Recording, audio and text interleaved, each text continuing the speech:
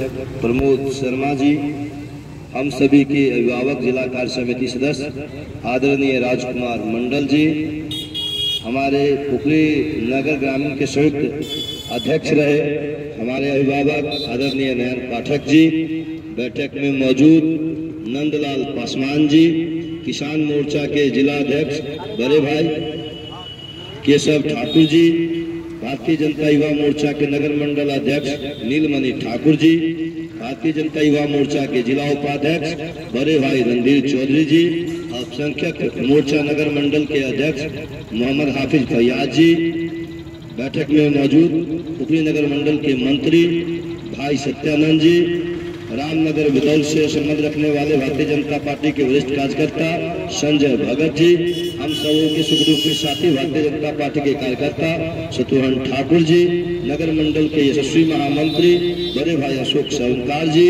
हमारे बगल में बैठे हनुमान चौक मंदिर के शक्ति केंद्र प्रभारी सुरेश शाह जी, दयाशंकर ठाकुर जी सहित सभी देवतुल कार्यकर्ताओं एवं आम लोगों का चंदन वंदन और अभिनंदन करता हूं।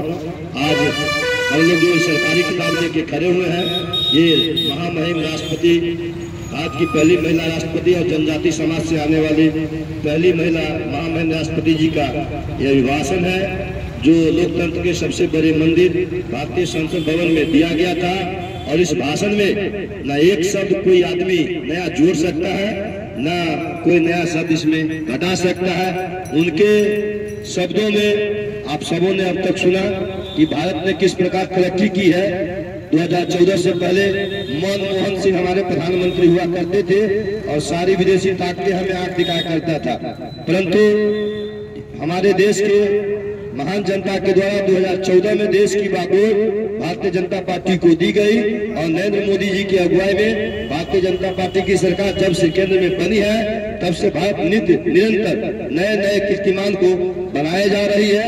आज दुनिया का कोई भी निर्णय, विश्व का कोई भी मंच नरेंद्र मोदी या भारत को नजरअंदाज करके कोई भी निर्णय लेने का सामर्थ्य नहीं रखता है। हालात वही है जब कभी समय था कि गांव मोहल्ला में आप लोग देखते होंगे, जिसका बाप गरीब और शिक्षित कमजोर था, उसके बाप को दबा के रखते थे, लेकिन उनके घर में उनका औलाद अगर शिक्षित साक्षर समझदार बना है तो आज उसका बेटा गांव का मुखिया सरपंच बनकर गांव का शोभा बढ़ा रहे हैं। उसी प्रकार नरेंद्र मोदी जी भारत का सेनापति बनकर विश्व के सामने में जो आतंकवादी लोग हैं, जो आतंकवादी ग्रुप है, या जो भारत को दबाने की भावना रखने वाले लोग हैं, या फिर भारत में 200 वर्षों तक शासन करने वाला जो इंग्लैंड है, उन सब को घुटनों के बल बैठाने वाले देश के यशस्वी प्रधानमंत्री, जिनके लिए हम लोग आए हैं कि 2024 में जिस प्रकार 2014 में 282 लोकसभा सीट जिताकर उनके नेतृत्व में सरकार बनी थी, 2019 में 303 सीट जिताकर उनके नेतृत्व में सरकार बनी थी। अब की बार हम सब ने मिलकर ठाना है कि 400 पार लोकसभा सीट जीतकर नरेंद्र मोदी जी के नेतृत्व में भारत में उनकी सरकार बनाएंगे और भारत को विश्व गुरु बनाएंगे, भारत को फिर से सोने की चिड़िया बनाएंगे, भारत को परम वैभव पर ले जाएंगे। लेकिन तब संभव है जब हम सब लोग रजत महारानी को साक्षी मानकर संकल्प लें कि घर घर जाएंगे, व्यक्ति व्यक्ति से बात करेंगे और आगे के प्रधानमंत्री जी ने जो विकास किए हैं, जो ऐतिहासिक परिवर्तन आया है, ईमानदारी से उसका वाचन करेंगे। और जो लोग टीवी नहीं देख रहे हैं, बिना टीवी का समाचार सुनाकर गांव समाज को जो लोग भ्रमित कर रहे हैं, उनके खिलाफ हम लोग भी अभियान चलाएंगे और नरेंद्र मोदी के यशस्वी कार्यों को बताकर निश्चित रूप से 400 नहीं 500 भी पार करने के सपना को साकार करेंगे। साथियों, भारत ने उस सोच को भी बदला है जो प्रगति और प्रगति को परस्पर विरोधी मानती थी। भारतीय जनता पार्टी की सरकार ने ग्रीन ग्रोथ पर ध्यान दे रही है और पूरे विश्व को मिशन लाइफ से जोड़ने पर बल दे रही है। सरकार ने पिछले 8 वर्षों में सोलर एनर्जी की क्षमता को करीब 20 गुना बढ़ाया है। आज भारत रिन्यूएबल एनर्जी की क्षमता में विश्व में चौथे स्थान पर है। देश के बिजली उत्पादन की क्षमता 40% क्षमता नॉन फॉसिल से पैदा करने का लक्ष्य देश ने 9 वर्ष पहले ही हासिल कर लिया है। यह सफलता 2070 तक नेट जीरो के हमारे संकल्प को सशक्त करने वाली है। देश देश में पेट्रोल में 20% एथेनॉल ब्लेंडिंग के लक्ष्य पर भी तेजी से काम चल रहा है। माननीय दोस्तों, सरकार ने हाल में मिशन हाइड्रोजन को भी स्वीकृति दी है। आपको जानना चाहिए कि अब पानी से हाइड्रोजन निकालकर एनर्जी बनाया जाएगा, ताकि पेट्रोल पर जो हम आश्रित हैं या जो प्रदूषण का समस्या है, इससे लोगों को, दुनिया को निजात दिलवाना हमारे प्रधानमंत्री मोदी जी का सपना है। यह ग्रीन एनर्जी के क्षेत्र में भारत में लाखों करोड़ रुपए के निवेश को आकर्षित करने वाला है। इसके फलस्वरूप ग्रीन एनर्जी को लेकर भी और एनर्जी सिक्योरिटी के लिए भी विदेशों पर हमारी निर्भरता कम होगी। देश के शहरों से प्रदूषण कम करना भी हमारी बहुत बड़ी प्राथमिकता है। इसलिए इलेक्ट्रिक मोबिलिटी के लिए बहुत बड़े स्तर पर काम चल रहा है। फेम योजना के तहत राजधानी दिल्ली सहित देश के अनेक शहरों में केंद्र सरकार द्वारा 7,000 से अधिक इलेक्ट्रिक बसें पब्लिक ट्रांसपोर्ट में जोड़ी जा रही है।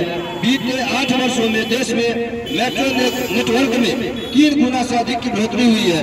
आज 27 शहरों में मेट्रो ट्रेन पर काम चल रहा है। इसी प्रकार देश भर में 100 से ज्यादा नए वाटरवे भी विकसित किए जा रहे हैं। ये नए वाटरवे देश में ट्रांसपोर्ट सेक्टर का कायाकल्प करने में भी मदद करेंगे और इस वाटरवे के माध्यम से महंगाई पर भी नियंत्रण करने में सहयोग मिलेगा। माननीय सदस्यगण, आज की दुनिया अनेक चुनौतियों से गुजर रही है। दशकों पहले बनी अंतर्राष्ट्रीय संस्थाओं की प्रासंगिकता और प्रभाव पर भी प्रश्न उठ रहा है।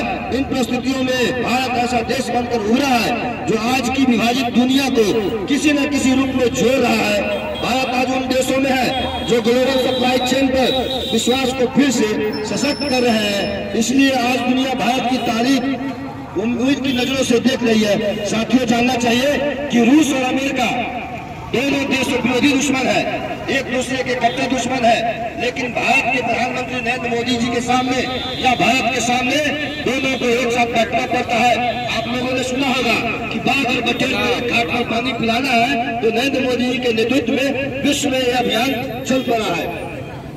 इस वर्ष G20 जैसी प्रभावी समूह का नेतृत्व भारत कर रहा है। One earth, one family, one future के मंत्र के साथ भारत की पूरी कोशिश है कि G20 के सदस्य देशों के साथ मिलकर मौजूदा वैश्विक चुनौतियों का सामूहिक समाधान तलाशा जाए। मेरी सरकार इसको सिर्फ एक डिप्लोमेटिक प्रोग्राम तक सीमित नहीं रखना चाहती, बल्कि यह पूरे देश के प्रयास से भारत के सामर्थ्य और संस्कृति को शोकेस करने का अवसर है। इसलिए पूरे देश के दर्जनों शहरों में साल भर से G20 की बैठकें आयोजित की जा रही है।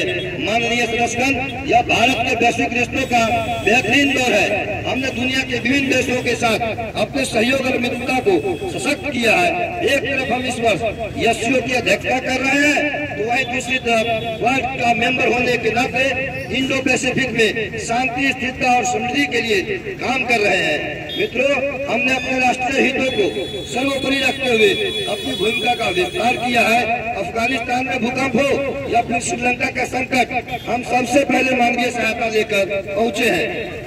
भारत को लेकर आज जो सद्भाव है, उसका लाभ हमें अफगानिस्तान और यूक्रेन में पैदा हुए संकट के दौरान भी मिला।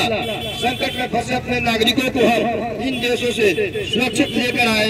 इस दौरान भारत ने कई अन्य देशों के नागरिकों की मदद करने का अपना मानवीय स्वरूप फिर दुनिया के सामने प्रस्तुत किया। आप लोगों ने टीवी पर देखा होगा, जब यूक्रेन में युद्ध चल रहा था तो अमेरिका, रूस, यूक्रेन एक साथ भारतीयों को निकलने के लिए युद्ध संधि की घोषणा की थी।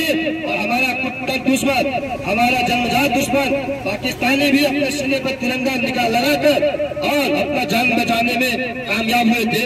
ये भारत में परिवर्तन नरेंद्र मोदी जी के दम पर आया है। माननीय सदस्यगण, भारत ने आतंकवाद को लेकर जो क्या रुख अपनाया है, उसको भी आज दुनिया समझ रही है। इसलिए आतंकवाद के विरुद्ध भारत की आवाज को हर मंच पर गंभीरता से सुना जा रहा है। पिछले वर्ष अक्टूबर में भारत में पहली बार UNSC काउंटर टेररिज्म कमेटी की एक विशेष बैठक आयोजित की गई थी। इसमें भी भारत ने आतंकवाद के विरुद्ध अपनी भूमिका को स्पष्ट किया। साइबर सिक्योरिटी से जुड़ी चिंताओं को भी मेरी सरकार गंभीरता से पूरे विश्व के सामने में रख रही है। मेरी सरकार का साफ मानना है कि स्थायी शांति, तभी संभव है जब हम राजनीतिक और आंतरिक रूप से सशक्त होंगे। इसलिए अपनी सैन्य शक्ति के आधुनिकीकरण पर हम निरंतर बल दे रहे हैं और सैन्य शक्ति मजबूत करने का दिन नहीं है कि कभी 1962 में चीन हमारे भूभाग पर कब्जा कर लिया था और तत्कालीन प्रधानमंत्री ने ये कहकर खारिज कर दिया कि वो मरुभूमि है। तो उस समय के जो हमारे गृह मंत्री सरदार वल्लभ भाई पटेल थे, उनके द्वारा क्वेश्चन आया था कि आपके सर में बाल नहीं है तो क्या गर्दन को काट दिया जाए। आज देख लीजिए कि लाल लाल आकर दुनिया को डराने वाला चीन भी पानी मांग रहा है, बम से धमकी देने वाला पाकिस्तान भी आज कटोरा लेकर दुनिया के प्रत्येक देश के सामने में भीख मांगने का काम कर रहा है। क्यों न हम लोग ऐसे नेतृत्व को स्वीकारे और क्यों न नरेंद्र मोदी के हाथ को मजबूत करे। साथियों, लोकतंत्र की जननी के रूप में भारत की अनंत यात्रा अनंत गौरवों से भरी हुई है। हमने लोकतंत्र को एक मानवीय संस्कार के रूप में विकसित किया है, समृद्ध किया है। अपने हजारों वर्षों के अतीत की तरह ही आने वाली सदियों में भी भारत मानवीय सभ्यता की अविरल धारा की तरह अनवरत गतिमान रहेगा। भारत का लोकतंत्र समृद्ध था, सशक्त था और आगे भी सशक्त होता रहेगा। भारत की जीवन का अमर थी, आगे भी अमर रहेगी। भारत का ज्ञान, विज्ञान और अध्यात्म सदियों से विश्व का मार्गदर्शन करता रहा है और आने वाली सदियों में भी विश्व को इसी तरह राह दिखाएगा। भारत के आदर्श और मूल्य अंधकार से भरे गुलामी के दौर में भी अक्षुण्ण रहे हैं और आगे भी अक्षुण्ण बने रहेंगे। एक राष्ट्र के रूप में भारत की पहचान अतीत में भी अमर थी और भविष्य में भी अमर रहेगी। हजारों वर्षों को गुलामी के उपरांत भी भारत ने अपनी सभ्यता और संस्कृति को बचाने में कामयाब रहा है। लोकतंत्र के केंद्र इस संसद में हमारा प्रयास होना चाहिए। हम मुश्किल लगने वाले लक्ष्य तय करें, उन्हें हासिल करके दिखाएं। जो कल होना है उसे आज पूरा करने की कोशिश करें। जिसे दूसरा कोई आने वाले दिनों में करने के बारे में सोच रहा है उसे हम भारतवासी पहले करके दिखाएं। आइए अपने लोकतंत्र को समृद्ध करते हुए हम उस वेद वाक्य को आत्मसात करें जिसमें कहा गया है, स्व वो महर्षि जानताम, अर्थात हम सब एक साथ कदम से कदम मिलाकर चले। हमारे संकल्प स्वर में एकता की प्रवाह हो और हमारे अंतःकरण एक दूसरे से जुड़े हो और सबके बीच आपसी सौहार्द हो, भाईचारा हो, स्वार्थ का अभाव हो। साथियों, आइए हम राष्ट्र के निर्माण के इस महायज्ञ में अपने कर्तव्य पथ पर चले हुए संविधान की शपथ को पूरा करें। धन्यवाद। जय हिंद, जय भारत। भारत माता के जय, भारत माता के जय। वंदे मातरम, वंदे नरेंद्र मोदी जिंदाबाद, नरेंद्र मोदी जिंदाबाद, भारतीय जनता पार्टी जिंदाबाद, भारतीय जनता पार्टी जिंदाबाद, जेपी नड्डा जिंदाबाद, जेपी नड्डा जिंदाबाद। गूंज रहा है तीन ही नाम, मोदी योगी जय श्री राम। गूंज रहा है तीन ही नाम, मोदी योगी जय श्री राम। गूंज रहा है तीन ही नाम, मोदी योगी जय श्री राम। भारत माता के जय, भारत माता के जय। सीतामढ़ी की जनता जिंदाबाद, सीतामढ़ी की जनता जिंदाबाद, जिंदाबाद। महारानी की हर हर